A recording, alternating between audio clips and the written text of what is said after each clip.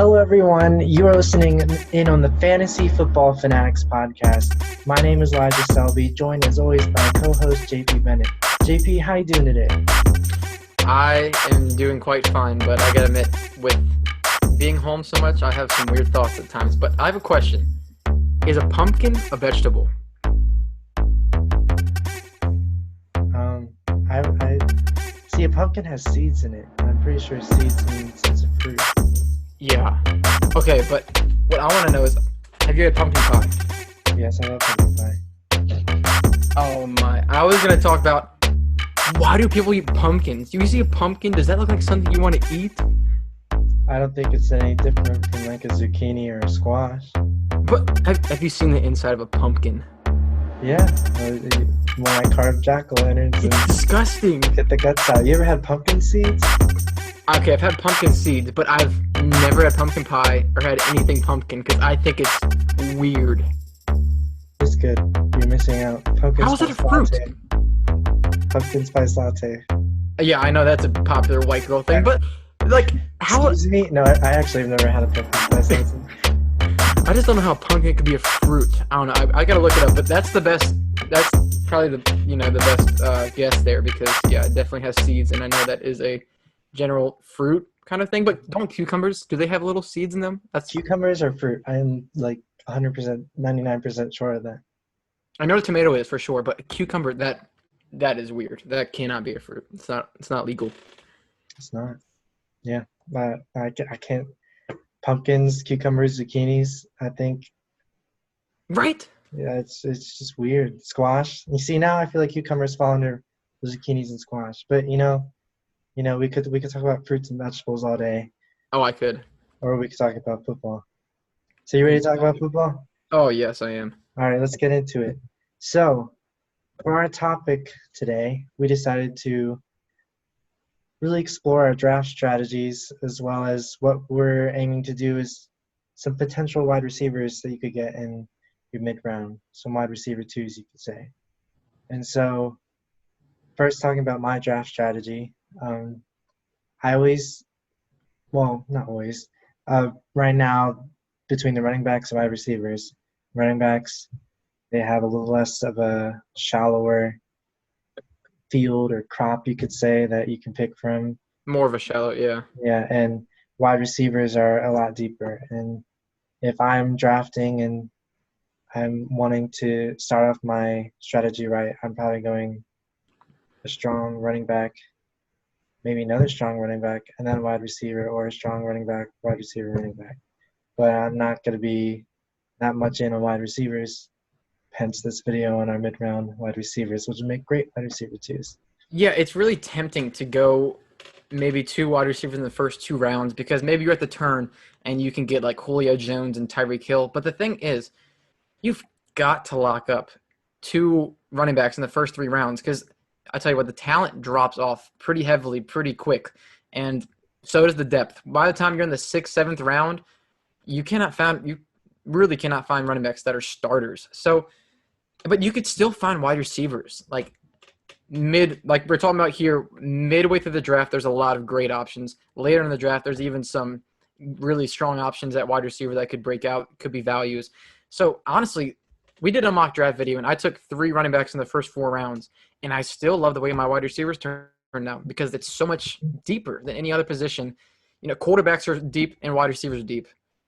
Running backs, they're more valuable than tight end because you have to start two of them. You can start three of them even, and it's just a position that gets hurt a lot, and you have to lock up those top talent because, like I said, the talent drops off. You're gonna need depth. So Yeah. there's these middle round guys going in the fourth through sixth round that I'd be happy taking as my wide receiver too, even fifth, sixth round, like I said, and that moves us right into our segment of we both chose three guys that we particularly love in the middle rounds that we will be targeting as our wide receiver two, maybe even wide receiver threes in this maybe sixth round. But we're going to open it up with DJ Chark. He's the first of the six we will be talking about, and he's the one that I initially chose. But if you just take a glance at where DJ Chark finished last year, he finished at wide receiver 17. If you're just looking at end of season ranking, but that doesn't justify his season when you just look at the end of season ranking, because he missed season 15 with a sprained ankle, right? And when he came back from that, week 16 and 17, he didn't look the same. You know, we saw same thing with Saquon and Alvin Kamara when they came back from their ankle injuries. They didn't look quite the same. They weren't 100%. So if you look before that time, before he was injured and came back on that bum ankle, weeks 1 through 14, he was wide receiver 8. That's a top 10 guy, wide receiver 1. And the thing is, he's being drafted in like the 5th or 6th round outside the top 25 receivers. When, like I said, when he was fully healthy, he was wide receiver 8. Not to mention, I'm pretty high on Gardner Minshew. If you look at his touchdown to interception ratio, and I think he started 14 games, it looks a heck of a lot like Baker Mayfield's did in his rookie year. And people aren't nearly as excited about Minshew as they were with Baker last year. So this is a guy who is a physical freak, 6'4", 4.3 speed, and this was just his second year. So he's going to take that third-year leap. So I just don't know why he's being disrespected. Just going so low. I think he should be drafted at least the very minimum as a top 20 receiver. Yeah, I can hear how passionately you feel about him. Oh, And yes. yeah, and one funny thing that you did there is you said after season 15, not Season. game 15. And that was something that's been on my mind that whole conversation. Though I did enjoy hearing the rest of what you had to say. Yes, week 15. I definitely agree with what you had to say. And some things I've read about is that in 2020, they're like, we're going to feature him all over the formation, not just where he predominantly played. Wide receiver 17, that's still a wide receiver 2 in fantasy rankings, Yeah. middle of the pack right there. He averaged 10.2 yards per game, had ups, had downs. They 10 say point. What was it? 10.2, not yards, 10.2 points per game. And like you said, physical freak, that's something that's passed around about him a lot. And having that to throw to, having that guy, I mean, that's Was just that standard, that 10.2? 10.2, yeah, standard PPR. Or I feel like that's regular standard, not PPR, because that seems a little low. I might check real quick.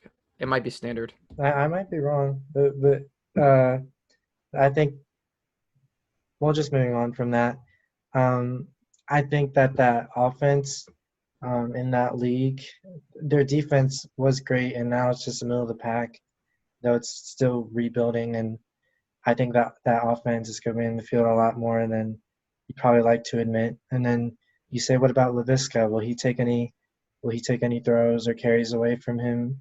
And I think he's going to get a small percentage. I think with the other wide receiver stuff I said about him before, um, I don't see him as a strong wide receiver. I see him as a strong weapon. That's what I've always said. Uh, but as a who to throw to when you want a clutch wide receiver, that's not going to LaVisca. That's going to Chark. And having his season from last year, I only see positive things happening. Yeah, and I did confirm it was 10.2 in standard, that's good for standard. But yeah, what you said about how they're going to feature him more in different formations and he's going to play more in the slot more, they said, which is great news for PPR. We saw last year he was great all over the field. I mean, he had a lot of big plays deep down the field. We know he's capable of that and the intermediate routes. But to see him get involved in the short game too, if you're, especially like I said, PPR, that would just make him catch even more balls. Yeah, and I also like to mention that the Gardner Minshew thing, I think maybe he was overshadowed a little bit by Kyler Murray. And you wonder if Kyler Murray wasn't there, what would people be thinking of him? And even still, it was like Minshew mania. People, the Jaguars, loving him, having an excellent rookie season. So being able to build from that, I think being an under the radar type guy, maybe like Josh Allen from his rookie year, not knowing the big things or the progression that he showed to having potentially a great sophomore season. Yeah, just not getting the hype. Like Yeah, you said, Josh Allen wasn't getting last year, but Gardner's got so much swag. he's He's got just, swag. yeah, he's Yeah. just a cool dude. He's He's good. They got call him the King a Jockstrap. oh gosh, I would say he's got a mustache full of swag. Oh, his stash is fantastic. All right, moving on to my first pick, Tyler Lockett of the Seattle Seahawks. Um, I think this is just crazy how he's falling from like picks 5 and 6, finishing as the wide receiver 13, building on yet another year of great fantasy output, just like he did in 2018. He clearly showed that he was Russell Wilson's weapon, that he was there as that red zone threat. And I know, like, the big thing is his targets decreased, like, at the end of the year, or not his targets, his fantasy points decreased. And you have to wonder where that came from. I think, yes, um, wow, I'm not remembering his name. His other wide receiver, Metcalf. yeah, Metcalf. I can't believe I forgot DK Metcalf's name. Um, but having him there, you're wondering, oh, he's just going to emerge as the next wide receiver one. But he was questionable pretty much that whole end of the season. I mean, you can put that as, yeah, like he was questionable or He might have been playing through injury at might the have end of the playing game. through injury. You just don't know. And yet he still produced a great last playoff game. He had what was I saying? The connection. I think the connection is the most important thing that people are forgetting is that Russell Wilson still thinks as Tyler Lockett is his number one guy. I don't think that's going to change with Metcalf growing. I think the red zone threat will go down a little bit. I think going to a bigger guy might be the smarter thing. But in that clutch situation, in those times where Russell Wilson plays well, in getting him in that late round, you just can't deny that. Yeah, I'm not quite as high on Lockett as you are, but I mean, last year he looked like a really good receiver. I mean, the first half of the season, he was crushing it, and if he could continue that in the second half of the season, maybe he was battling through injury, and that's what held him back. But the the rapport with Russell Wilson's pretty important because Russell Wilson he improvises a lot. You know, the play breaks down, he rolls out, and wide receivers it's not their traditional routes. You know, they just had to find open space, and Tyler Lockett he knows how to do that with Russell Wilson, having played with him and been in those situations. But yeah, the same. I'm just not as high on him for the same reason as I'm not on Russell Wilson. Is just because it's the run first offense, and there's the chance that if they got up early, they could just run the ball and not be quite as productive. But yeah, I mean Russell Wilson's a great quarterback, and Tyler Lockett he could have double-digit touchdowns really because Russell Wilson usually throws quite a bit of touchdowns really, and they got Greg Olsen coming in too. It might hurt them a little bit, but I don't think it's going to do much. But yeah, Lockett he's still the number one guy there. Like I said, I'm not quite as high on him, but I still think he should be, the borderline wide receiver 2 or 3 in my mind. Yeah, and adding in that wide receiver 13, he was the top tier wide receiver too from last year. And I don't, even if you say that his inconsistencies will keep him from being as great, I don't see him falling out of that wide receiver 2 category. And inconsistencies from 2018 and 2019, a little more in 2019, but I don't think they necessarily will stay, and you can't predict that from just one year. I think there's a chance with Rashad Penny potentially being on the pup list beginning of the season.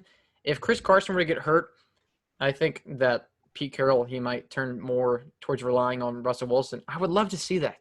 Mm-hmm. Man, Russell Wilson would be fantastic if he just was unleashed from the shackles of Pete Carroll's offense. Man, he's such a good quarterback. I think he could just win on his own, no Yeah, matter what. He's just a winner. yeah, I definitely agree. All right, moving on to your number 2 pick, Calvin Ridley of your favorite team, the Falcons.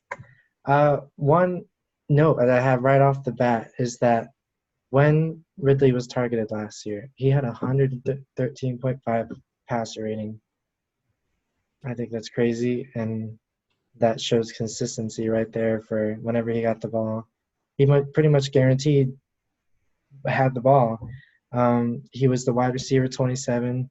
That puts him a little bit out of the wide receiver 2 range, But but due to injury, due to injury, yeah, he didn't play um, after week 15 or 14, I think it was um, 14 or 13. 13.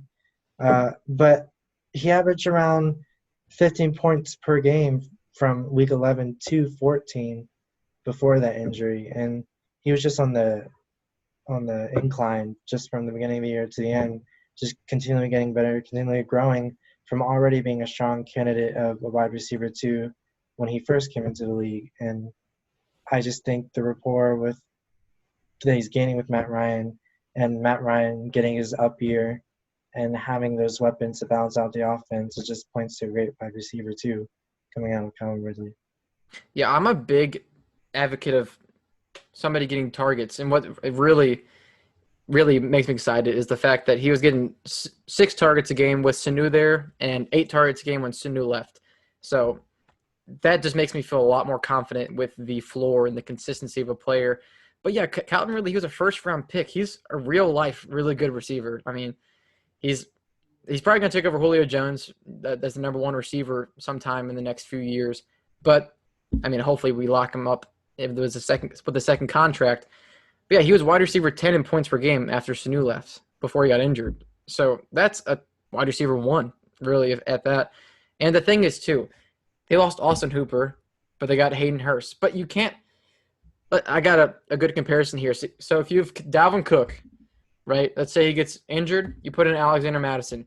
Alexander Madison is going to get the job done, but he's not going to do it quite as good as Dalvin Cook would have. Same thing with Hayden Hurst coming in as for Austin Hooper. I think Hayden Hurst is great, but I really think tight ends, it's really important for them to have a good knowledge of the offense and the rapport with the quarterback, which he's not going to have right off the bat year one. He might get better throughout the season, Hayden Hurst, but it's also a strange offseason. So guys on new teams, you might not have to you shouldn't expect quite as much from them in the beginning of the season because they still got to get down that chemistry with the offense and learn the offense, quite frankly. But the thing is, we all also know that Julio Jones, he's not a big touchdown guy. So I think Calvin Ridley could be that touchdown guy. And yeah, he is a strong candidate to be this year's Chris Godwin I mentioned in the past. And what you referred to with Matt Ryan is up year. Yeah, it's just crazy. He goes back and forth. It's his second year with his offensive coordinator, and he's always so much better in year two with his offensive coordinator with that consistency and continuity in the offense. Yeah, and it's just great things to see. And what you mentioned something I'm trying to remember. What was it? With Sanu or Austin Hooper? It was the development of the tight end, and then with the off season. This is a crazy off season for a lot of these new people that have come from one team to another. And I think if you're expecting some great fantasy outputs from anybody as a wide receiver too at the beginning and end of the season, you kind of want to stick now more with maybe not the potential like a Stephon Diggs, not really being able to build that rapport, but sticking with the Calvin Ridley that has already built that and will have that from not this crazy off season. Yeah, and all these guys we're actually going to be talking about are on the same team. And that's also a rule of thumb with receivers anyway. Usually their first year on the team, it's a little bit more difficult for them to be acquainted. They usually don't have as quite a good a year in that year one in a new offense. But yeah, it's even more so this season with getting even less off-season, training practice with the new team. Yeah. Yeah, that's all pretty much you can say. Now moving on to Robert Woods, my number 1-2 pick. And my number 2 pick for my wide receivers. And I love Robert Woods. I think he's better than Cooper Kupp. I've said that before. I think he's going to have a better fantasy season than Cooper Kupp this upcoming year. And I just think it's crazy. They've always been so close to each other in numbers and in how they've developed in fantasy options, yet it's always been the talk of Cooper Kupp with Robert Woods in his shadow. Oh, yeah. And again, we've mentioned a lot on him before, so I'm not going to go through too much. But 2 touchdowns last year, due for more touchdowns, definitely. Mm-hmm. He's the 17th receiver, prime wide receiver 2 territory there. I think I read an article dismissing him, and I think it's funny. This is what it said. So he's like, with what's happening with the Rams, he might even go down to a low-end wide receiver one. low end wide receiver one. Wouldn't that be good? Yeah, that's what I was saying. Like Oh, they were writing it as like a bash, and then yeah, I'm like, is that a bad thing to have him as a low end wide receiver one? So if you're thinking of someone like trying to put him down, I think that is a great area that he could potentially rise to or stick with or high end wide receiver two, low end wide receiver one. I think that's perfect. And that's a great um, place that you could get him in the fifth or sixth round. And then one other point is he was the star with Tyler Higbee once he started emerging. It didn't affect Robert Woods' play. He just remained more consistent through the end of the season. he got And better. Yeah. yeah, if they stick with that, which we both believe they will, then it just makes Robert Woods more of again a prime candidate to be that strong wide receiver two that you want in the mid round. Yeah, and you said it. He was wide receiver 17, I think you said, Yeah, and that was with him missing a game. And the season before in 2018, he was wide receiver 10. So I mean, he's been right. He's been underdrafted both years, quite frankly, I think. And with the Rams before, when they had Brandon Cooks, Cooper Kupp, and Robert Woods, they ran more 11 personnel than any other team in the NFL. If you don't know what those numbers mean, the when you say 11 or 12 personnel, the first number is how many running backs from the field. Second number is how many tight ends are on the field. The Rams ran a lot more 12 personnel the second half of the year, and that's when Robert Woods thrives. And the thing is, this is funny. I've learned recently through Matt Harmon, he has this thing called reception perception, and it pretty much takes out all variables and just looks at how good the receiver does with their routes and their separation. And Cooper Kupp and Juju Smith, they're both really good in the slot, but they're both really not good on the outside. When you're running 12 personnel, you got the two tight ends in the middle. So most of the time, Cooper Kupp and Robert Woods would be on the outside. And Robert Woods, he's good on the outside, he's good on the inside. So that's why he was better at the second half of the year, because he was purely outside. Cooper Kupp was too. And you got one that's much better on the outside. Robert Woods, he's just so much more versatile. And he's led the team in targets 2 years in a row. So he's the wide receiver one on the team. Jared Goff targets him more. And he targeted him more than Cooper Kupp when he even missed a game.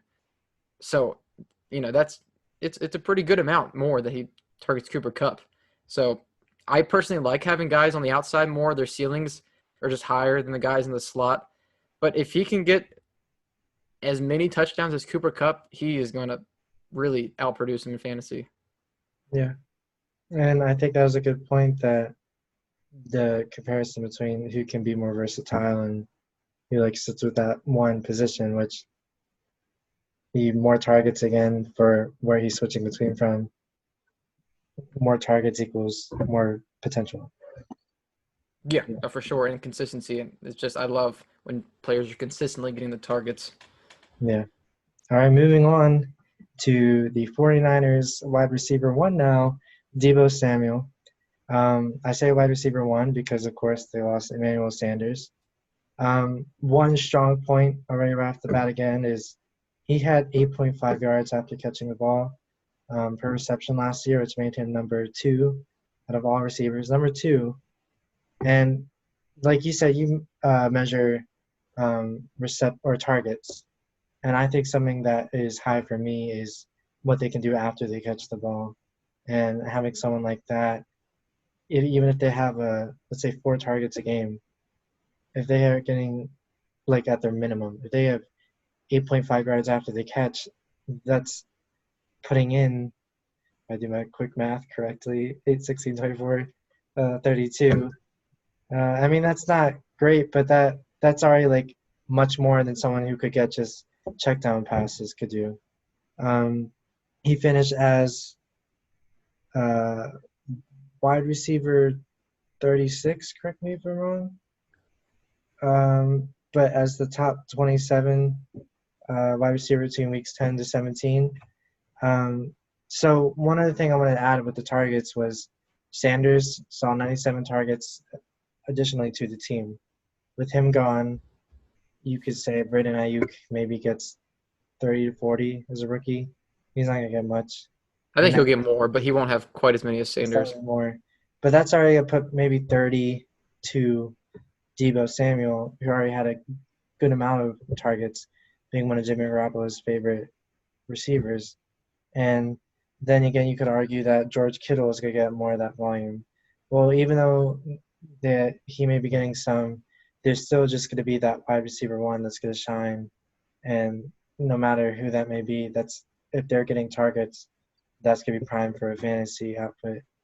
And again, you say strong defense. They were very effective with that defense because they also were a run first team. And then you say run first team. This is all contradictions that I could hear coming. Well, then Deebo Samuel ran with the ball plenty enough last year, being that play action, sweep across, and getting the yards after the carrier like that. And I think that the amount of times they use him and the places they use him, I just think he's due for a breakout. I think that getting him in that 6th to 7th round even, I think I got him in like the 10th round in the mock draft or the 9th round because I got him pretty late. We said Deebo Samuel's still on the board, and having that, if you get him after your wide receiver too, you have a great wide receivers. Yeah, he's averaging in 12 as in the 6th round. But yeah, the thing is, even though they are run first, they heavily scheme to get him the ball. I mean, he's all over the field, catching screens, running the ball, catching the ball deep downfield. He's not just a gadget player. He does it all, really. He's, like you said, his yards after the catch, it's elite. He looks like a running back when he has the ball out in, the field.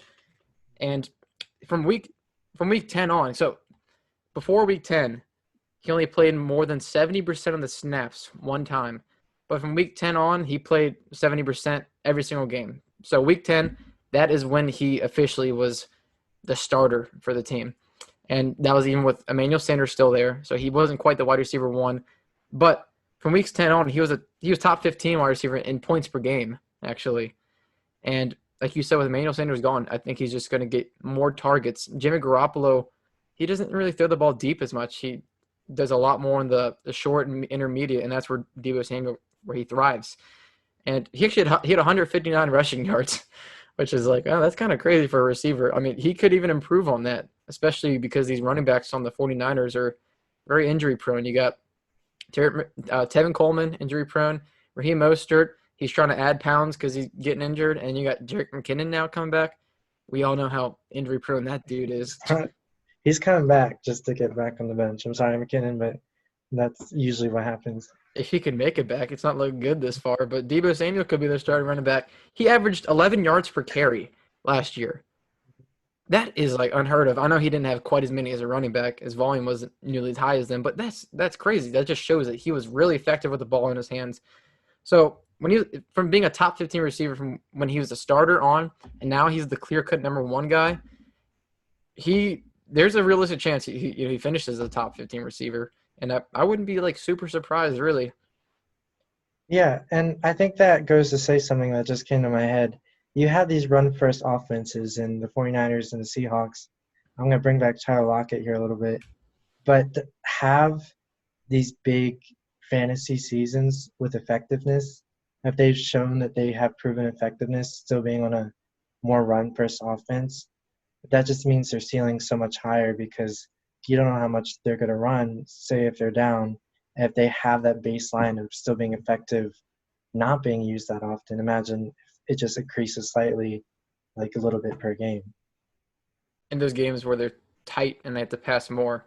Yeah. Yeah, and their defense was amazing last year. I mean, it could regress even, and they might have to pass more, which that's a realistic possibility. Their defense was fantastic. There's no guarantee it's gonna repeat the same exact success. Yeah. All right, moving on to the last, my wide receiver 3 for these mid-round receivers. I have Devontae Parker, the Dolphins, and I think it's been known that I'm pretty high on him. I think this is just a great steal. I think with where he's going, with what is happening with him, I think that no one is sold on him yet, having a great season last year, but something that just I can't like let the feeling of is he was just so consistent. He finished as the wide receiver 11 last year, and still the number one wide receiver on his team. You could say Preston Williams is upcoming, but I have an interesting thing. He was never really. This kind of goes against what you believe in. The number one targeted wide receiver, but yet still did with the most with the ball. And you could say that's crazy. That's like, oh, then you're just taking a risk on throwing When to this past season?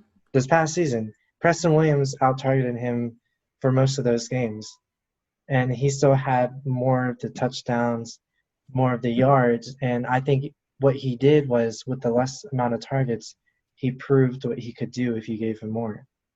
Um, I think that they had quarterback inconsistencies. They're gonna have quarterback inconsistencies again, and that could factor into it. But then I'm a big believer in Brian Flores, and you see what he did with his first year there and what he did with Devontae Parker, and I just don't see him going down and being that. Oh, it just thundered really loudly here. Being that threat that he was, and that he finished with the most touchdowns in the AFC. I don't. I just can't believe that you wouldn't like get him in the mid round. That he would drop any farther, or that he is not going to be a strong wide receiver two candidate. And yeah, my argument against his great finish would be that you said he finished as 11, but his targets skyrocketed when Preston Williams went down, which he was wide receiver 3 from weeks 10 on.